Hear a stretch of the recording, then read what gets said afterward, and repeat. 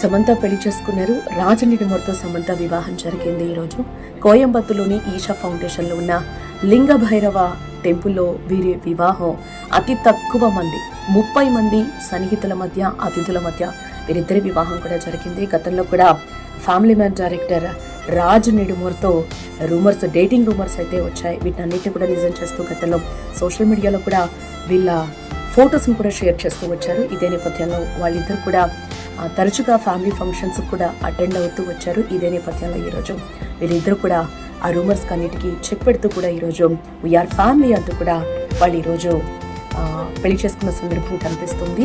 రాజ్ నిడుమూర్ అలాగే సమంత మధ్య age gap ఎంతో తెలుసా? 12 సంవత్సరాలు. సో ఈరోజు వీఆర్ ఫ్యామిలీ అంటూ కూడా ఈరోజు వాళ్ళిద్దరూ పెళ్లి చేసుకున్న సందర్భం కనిపిస్తూ ఉంది.